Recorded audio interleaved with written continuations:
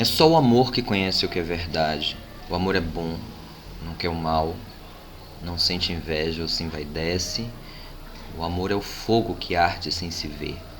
É ferida que dói e não se sente. É um contentamento descontente, a dor que desatina sem doer.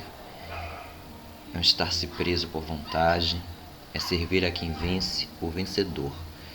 É um ter a quem nos mata a lealdade, tão contrário assim é o mesmo amor. Agora vejo em parte, mas então veremos face a face, que é só o amor que conhece o que é verdade. Ainda que eu falasse a língua dos homens e dos anjos, se não tiver amor, serei como o sino que ressoa ou como o prato que retine. Ainda que eu tenha o dom de profecia, saiba todos os mistérios e todo o conhecimento e tenha uma fé capaz de mover montanhas, se não tiver amor, nada serei. Ainda que eu dê aos pobres tudo o que eu possuo e entregue o meu corpo para ser queimado, se não tiver amor, nada disso me valerá. O amor é paciente, o amor é bondoso. Não inveja, não se vangloria, não se orgulha, não maltrata, não procura seus interesses, não se ira facilmente, não guarda rancor. O amor não se alegra com a injustiça, mas se alegra com a verdade. Tudo sofre, tudo crê, tudo espera, tudo suporta. O amor nunca perece, mas as profecias desaparecerão, as línguas cessarão, o conhecimento passará. Pois em parte conhecemos e em parte profetizamos. Quando, porém, vier o que é perfeito, o que é imperfeito desaparecerá. Quando eu era menino, eu falava como menino, pensava como menino e raciocinava como menino.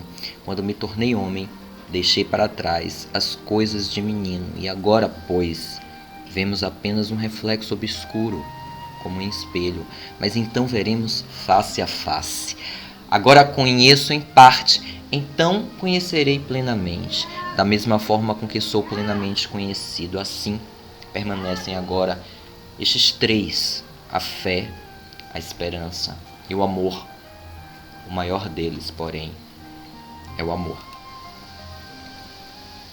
Nos caminhos do tempo, achamo-nos todos enleados nas teias da justiça, no campo infinito do tempo, buscando resgatar antigos débitos de ordem espiritual, uns à frente dos outros, e enquanto nos encarceramos no propósito de cobrança, permaneceremos algemados ao poste mental das flagelações íntimas, encontrando no mundo vasto purgatório de nossos próprios sentimentos.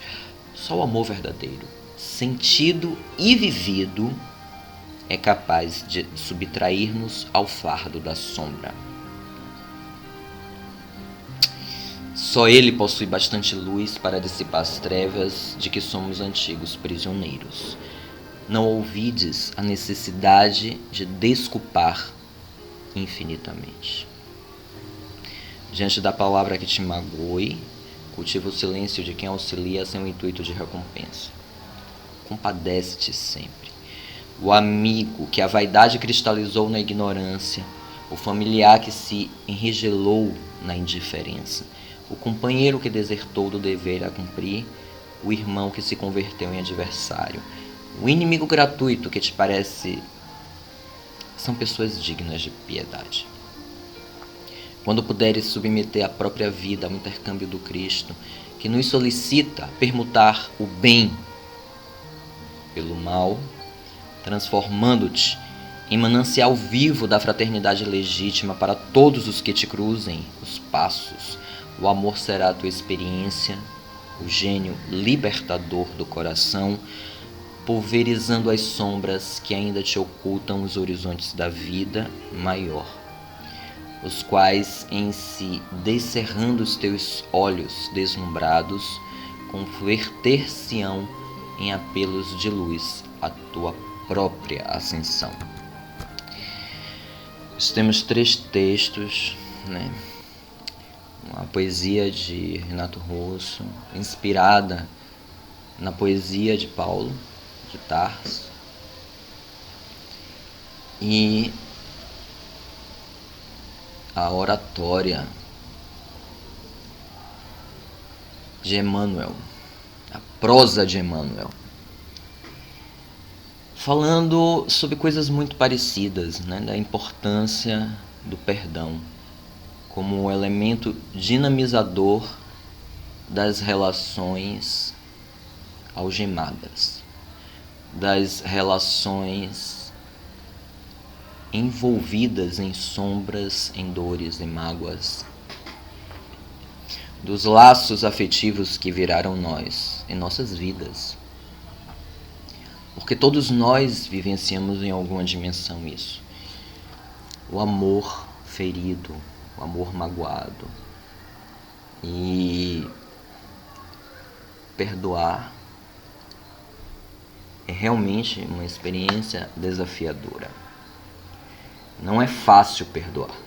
Quando a gente se sente atingido nos campos mais preciosos do querer do nosso coração. É muito desafiador perdoar. E não só perdoar, como perdoar infinitamente, 70 vezes 7 vezes. É uma experiência desafiadora, porque encontrar o meio termo, né, entre o perdão e a autopreservação, para que a gente não seja machucado, essa fronteira ela é muito tênue e exige que a gente mobilize muita maturidade espiritual para lidar com simultaneamente, né, a necessidade de nos autopreservarmos e também conseguir relativizar a sombra do outro a ponto de não odiar, não necessariamente coadunar ou concordar ou validar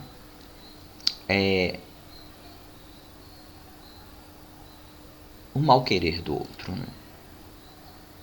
A violência do outro, mas não permitir que ela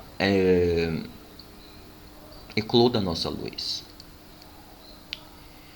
e que ela nos arranque a possibilidade de amar.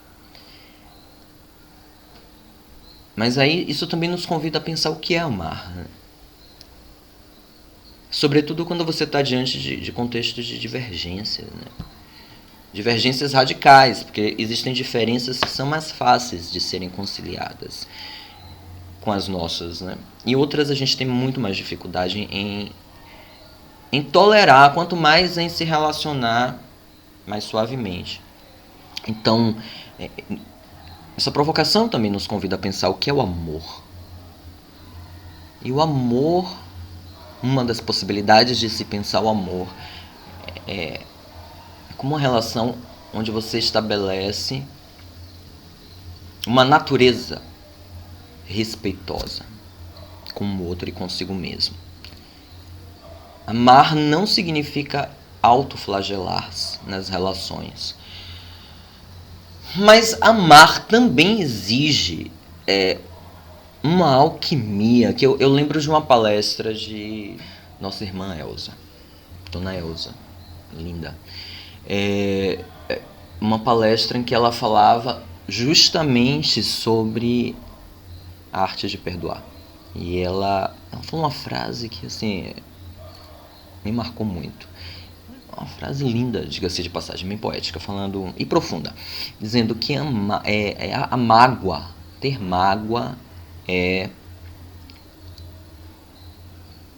cristalizar a sombra do outro em nós. É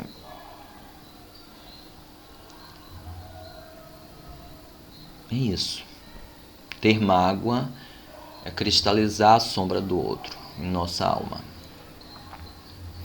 E ela utilizou como uma metáfora bem bonita, como um modo da alquimia que eu falei há pouco tempo, para lidar com essa mágoa, a dinâmica de proteção que as conchas fazem. Esse organismo, quando ele é invadido por algum elemento externo, no seu sistema imunológico, ele envolve rapidamente o ser estranho, encapsula o ser estranho em estratégias químicas, né? Ele encapsula o objeto e cristaliza o objeto para que ele não deteriore o sistema orgânico. Mais tarde, aquele processo químico de proteção nos presenteia com o que nós humanos chamamos de pérola. O que é a pérola? Essa pedra preciosa, lindíssima, que a natureza produz, ela nada mais é do que um esforço de autoproteção das conchas marítimas. E é uma metáfora bonita para pensar assim, nesse movimento necessário de amor, que é o perdão. É um movimento que aponta para o outro, de certa forma, né, de você aprender a lidar com a sombra do outro a ponto de não odiá-lo, ou a ponto de não perder o desejo, quando possível, de proporcionar algum bem àquele ser que te magoou. Mas, ao mesmo tempo, essa metáfora nos faz pensar que o movimento do perdão tem a ver também com o processo de autopreservação, que parece contraditório, né? Como diz Renato Russo. Tão contrário assim ao mesmo amor. É um movimento contraditório mesmo, porque ao mesmo tempo em que você consegue ou se esforça o perdão, né? Quando o perdão é um ato de esforço para lidar com a sombra do outro, de forma que não acione a sua sombra, ao mesmo tempo isso é um processo de autoproteção. Porque esse movimento traz muito benefício para o próprio espírito, né? E Emmanuel nomina essa proteção e esse benefício para o ser espiritual, que desenvolve a habilidade de perdoar, como alguém que vai passar pelo trânsito evolutivo de uma forma mais suave, digerindo melhor as sombras construídas ao longo de um período espiritual mais denso, que faz parte da nossa condição existencial.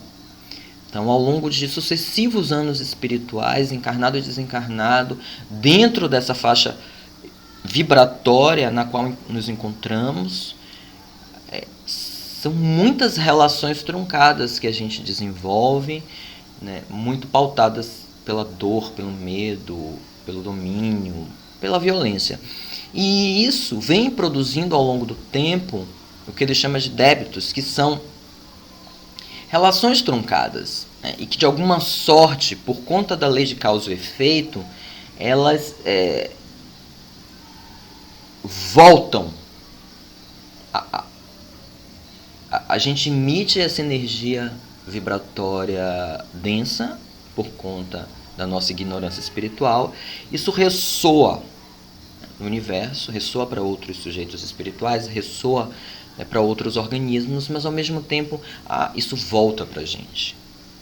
Volta como um patrimônio que ainda nos pertence e que precisa ser ressignificado para que o espírito consiga alcançar um patamar melhor. Então, nesse trânsito aí bem truncado, bem doloroso, bem violento, agressivo, ao mesmo tempo que ele assinala uma natureza espiritual, ele também, contraditoriamente, nos impulsiona a ter que alcançar um nível de vibração melhor à medida em que a gente colhe os efeitos dessa densidade espiritual, né? Dessa sombra. Funciona ao mesmo tempo como a nossa natureza, mas como um estímulo para iluminar essa natureza sombria, que nos assinala nessas faixas evolutivas. A dor que nós produzimos enquanto espíritos ignorantes, ela ressoa, ecoa e retorna para a gente, como um modo de dizer, olha, você precisa aprender a dar coisas diferentes. O perdão está nessa via. E, de fato, é muito exigente para a gente, porque a gente fica muito bravo quando é magoado, quando se sente magoado. E a vontade imediata do nosso padrão evolutivo comum é dar o troco mesmo. É reagir da mesma forma, dentro da mesma perspectiva de agressão.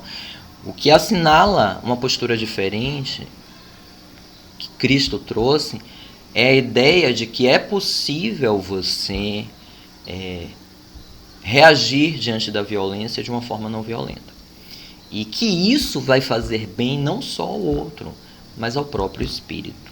Daí, como é feliz, né, a metáfora que Dona Elza traz na sua palestra há tempos atrás, da pérola desse organismo marinho, né? Então, ao mesmo tempo que é um efeito de proteção, é uma alquimia, né, de beleza e de eficácia, porque não só é belo, ela é bem pragmática, né? Ela protege o organismo, mas ela produz uma beleza, né? Ela dá algo diferente, ela transforma. Agora, só a concha sabe o esforço que deve ser para produzir essa beleza. E é aí que fica muito evidente que para a maioria de nós vai exigir esforço perdoar. Para mim é difícil perdoar. E para a maioria de nós é difícil perdoar. Mas entender que esse exercício de perdão, ele é uma forma de lidar com a nossa sombra, é uma forma de lidar com a minha própria sombra, e é uma forma de neutralizar os efeitos nocivos da sombra do outro. Essa consciência, ela me auxilia a buscar construir essa virtude, essa habilidade. E é por isso que Emmanuel diz que no texto dele, né, ele usa um termo que deixa assim muito evidente de como é um exercício forte, intenso. Não é uma coisa suave, é uma coisa que vai nos mobilizar em termos de esforço. Só o amor verdadeiro, sentido e vivido, é capaz de subtrair-nos ao fardo da sombra que nos assinala a condição espiritual. Então, a sombra do outro faz com que nos lembremos da nossa sombra e do compromisso que a gente tem de iluminar a nossa sombra, de torná-la perolada. Então, mesmo tendo consciência de que é um movimento que tem seu ponto de desprazer e de dificuldade, porque nós não estamos acostumados a funcionar assim,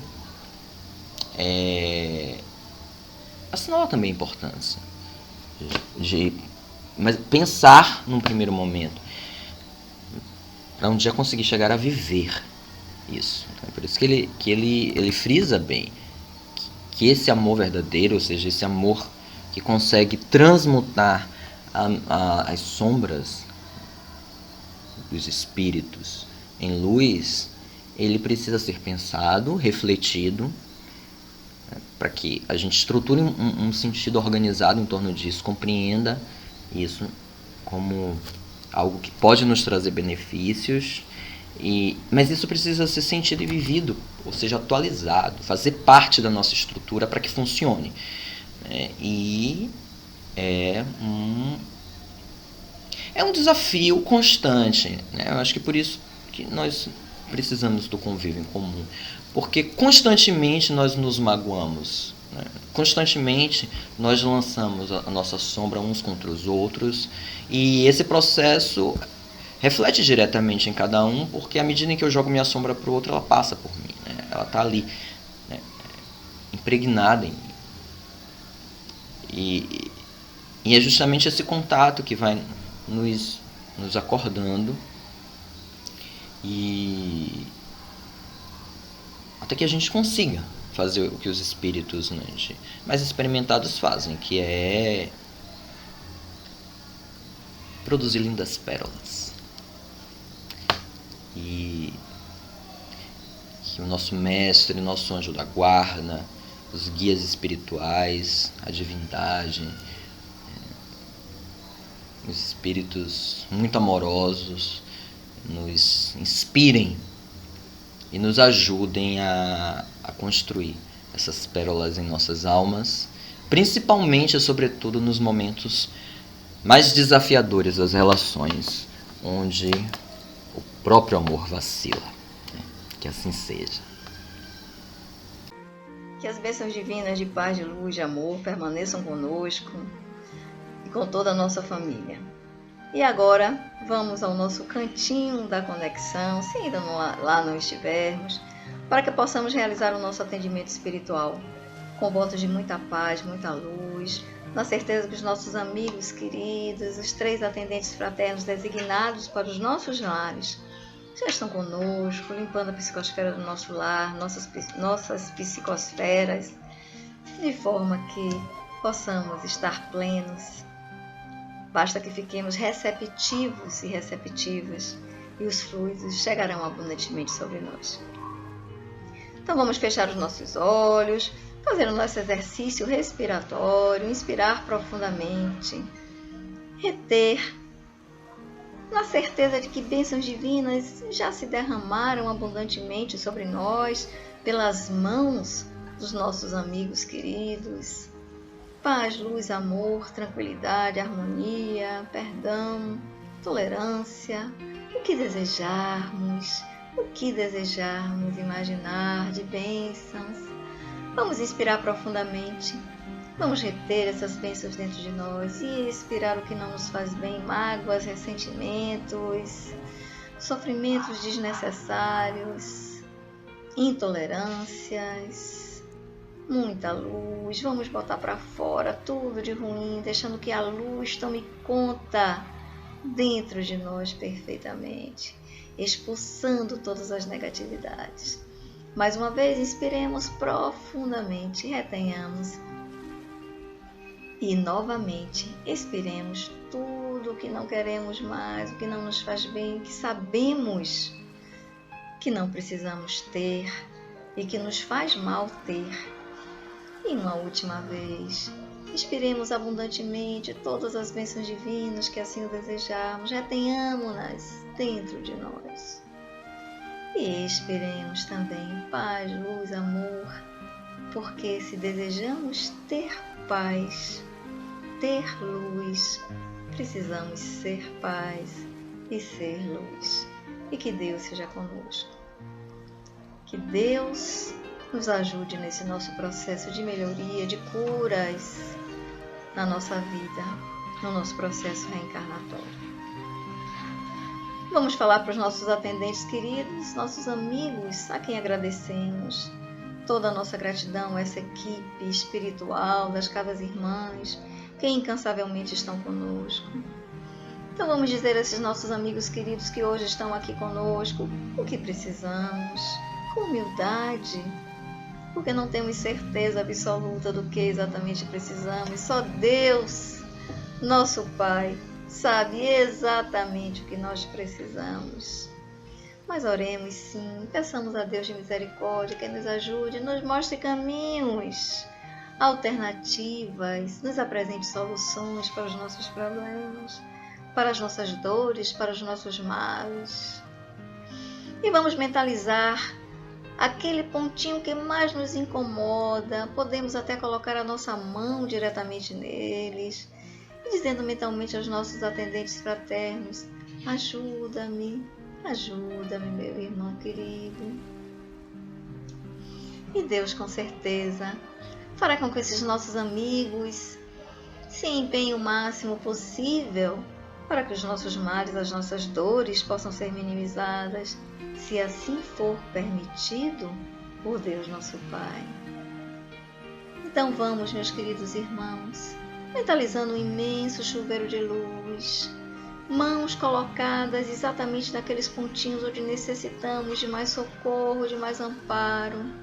Se dores da alma, coloquemos a mão no coração, pedindo ao Pai de misericórdia que seja conosco, renovando as nossas energias, nos dando a vitalidade necessária para os enfrentamentos que precisamos ter. E nessa certeza, vamos mentalizar que diretamente do céu, bem acima das nossas cabeças, flui através de um tubo luminoso bênçãos divinas que abundantemente se fazem sobre nós, luz dourada intensa, luz branca brilhante, nuances douradas, nuances prateadas, intensas, vibrantes, nos envolvendo nesse imenso tubo de luz, como se estivéssemos dentro de um equipamento que é capaz de transmutar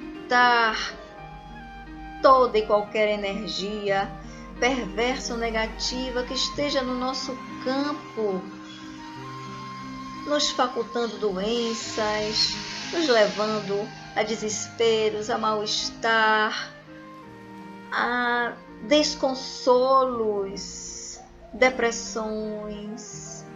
Esse tubo que desceu sobre nós, essa luz intensa, dourada, prateada, branca, brilhante, nos envolve por completo e toma conta de cada uma das nossas necessidades. Onde estivermos precisando de luz, de suporte, essa luz incidirá diretamente na ação precisa, como se fosse um raio laser, um laser que cura todos os nossos males, cura a nossa alma, cura as nossas dores físicas, cura o nosso emocional, que muitas vezes impactam em doenças físicas. As doenças começam na alma, na mente. Vamos cuidar da nossa mente. Vamos deixar que esta luz limpe preocupações que são perdas de energia. Que essa luz limpe pensamentos negativos que se tomam conta completamente da nossa mente, perturbam todo o nosso organismo, todos os nossos corpos, físico, espiritual, mental, emocional, são contaminados por essas energias deletérias. E esse tubo luminoso, esse equipamento divino, nos ajuda para que nos libertemos de pensamentos negativos, nos libertemos de sentimentos negativos. Essa luz desse tubo penetra o nosso coração, limpando medos, sentimentos negativos, instalando o amor perene, supremo, potente no nosso coração. E essa luz desse tubo desce ao nosso plexo solar, eliminando emoções negativas, varrendo, retirando e instalando emoções positivas, certeza de dias melhores. E como um todo, estamos envolvidos e envolvidas na energia de fé e de esperança, na certeza de que dias melhores virão. muita paz, muita luz para todos nós. Que assim seja. E vamos voltar ao nosso cantinho, agradecendo imensamente esses nossos amigos queridos, pedindo a Deus de misericórdia que seja conosco sempre e que a paz divina, essa mesma paz que aqui recebemos, possam ser abundantemente derramadas por toda a humanidade sofredora, sofrimentos físicos, morais e espirituais. Misericórdia de todos os que sofrem, Senhor, misericórdia. Que todos os nossos familiares, parentes e amigos também recebam essas bênçãos divinas, assim como nós recebemos. Muita paz. E que o círculo branco da paz e da harmonia se feche e se expanda através de nós. Que a luz de Jesus e de Maria nos envolva, nos ampare e nos acalme, nos trazendo um resto de semana de harmonia e tranquilidade. Que assim seja.